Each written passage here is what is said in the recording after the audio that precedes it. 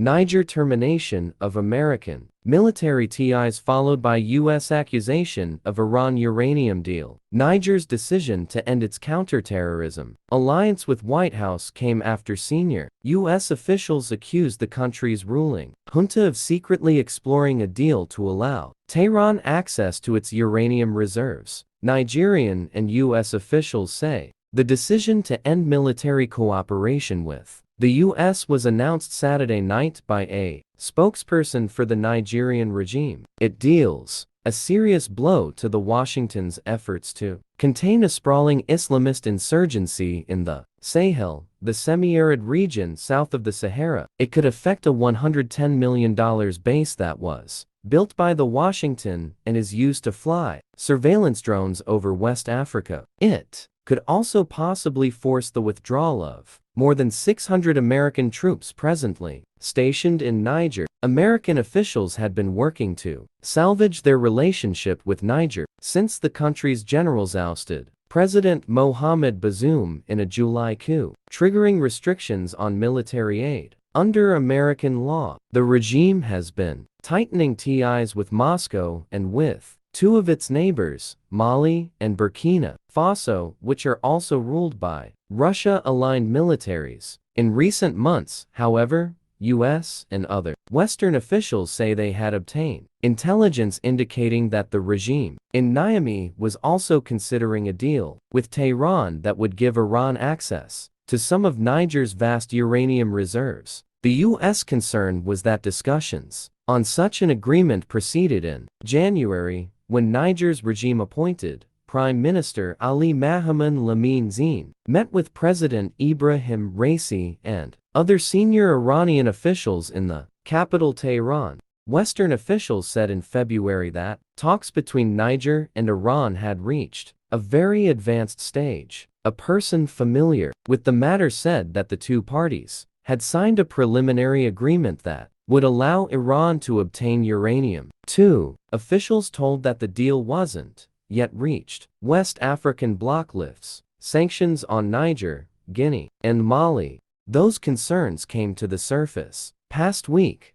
when Mali Fee, U.S. Assistant Secretary of State for African Affairs, traveled to Niamey for talks with the regime on the two countries' future relations and what the State Department said would be discussions on Niger's return to a democratic path. Fee was accompanied by Celeste Wallander, a senior Defense Department official, and General Michael Langley, the head of the U.S. Africa Command, according to the American State Department. During the meetings, Fee raised Washington's alarm with officials in Niger about an agreement with Iran, according to officials in the U.S. and Niger, who described the meetings as very tense. Fee also criticized the lack of progress in returning Niger to an elected government and raised U.S. concerns about the imminent arrival of Moscow military trainers and equipment. Western governments have long accused Tehran of developing a potential nuclear weapon program, a claim that Iran denies. Unmonitored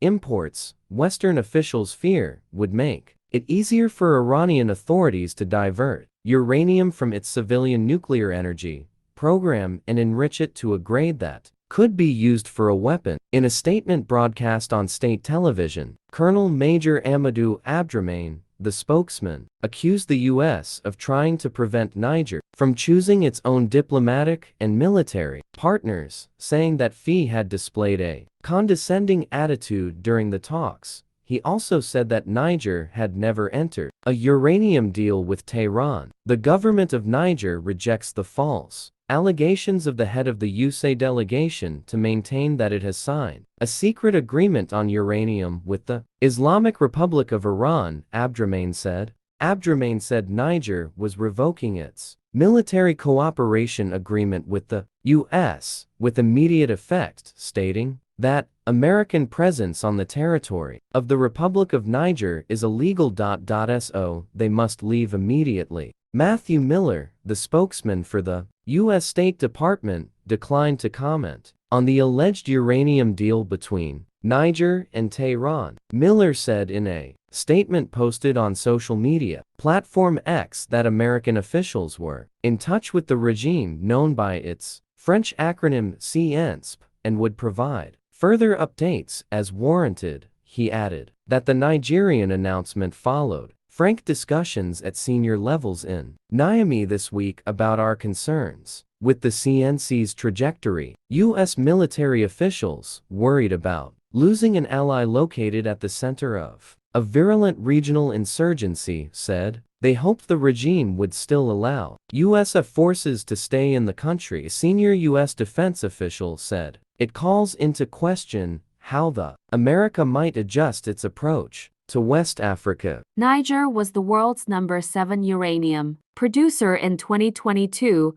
with a production of around 2,020 metric tons according to the World Nuclear Association. Most of its uranium is exported to Paris, Niger's former colonial power, whose state uranium company Orano mines the mineral in a partnership with a company owned by the Nigerian government. A spokesman for Orano didn't respond to a request for comment on Sunday. In a presentation to investors in February, Chief Executive Nicholas Mays said that Orano's worst of the worst-case scenarios for Niger would be the company having to stop its business and being expelled from the country. The Nigerian regime last year expelled French troops and the Paris ambassador. Abdramain referenced history when rejecting American allegations that the regime had struck a deal with Tehran. This cynical approach, usually used to discredit, demonize, and justify threats against states, doesn't pass without recalling the example of the Second Iraq War, he said. Indeed, Nigerians and the entire international community still remember the false evidence brandished by the Americans before the Security Council to justify the U.S. aggression against Iraq. While Tehran has uranium mines that can supply its current nuclear program, Iran has long said it wants to have a much larger industrial-scale civilian nuclear infrastructure that would require large amounts of uranium, which experts say the country probably lacks. Securing Niger resources could plug that gap.